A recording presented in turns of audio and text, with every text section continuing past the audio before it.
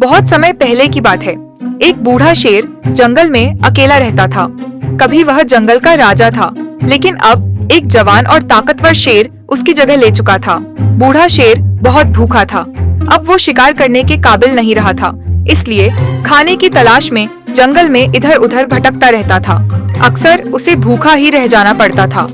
एक दिन चलते चलते वह एक गुफा के पास पहुंचा। गुफा अंदर से खाली थी, लेकिन शेर को वहां किसी जानवर की गंध आई। उसे यकीन हो गया कि यहाँ कोई जानवर रहता है और जल्दी ही वापस आएगा। शेर के मन में एक चालाक योजना आई।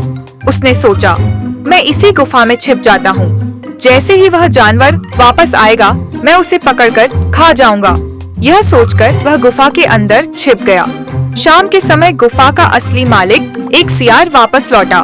जैसे ही उसने गुफा के पास कदम रखा, उसने जमीन पर बड़े जानवर के पैरों के निशान देखे।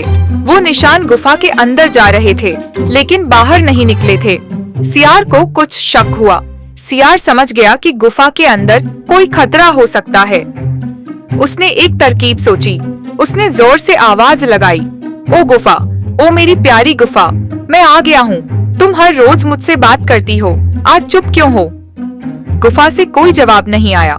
सियार ने फिर कहा, अगर तुम मुझसे बात नहीं करोगी तो मैं उस दूसरी गुफा में चला जाऊंगा जो मुझसे बात करती है।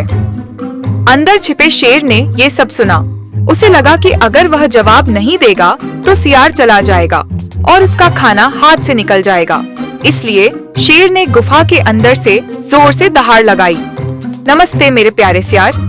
सियार मुस्कुराया और बोला, मैं कई सालों से इस जंगल में रह रहा हूँ, लेकिन आज तक किसी गुफा को बोलते नहीं सुना।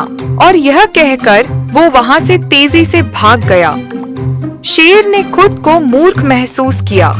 उसे सियार की चालाकी का अंदाजा भी नहीं था। सियार की समझदारी ने उसकी जान बचा ली। बुद्धिमान वही होता है जो संकट को पहले ही समझ जाए और सूझबूझ से काम ले।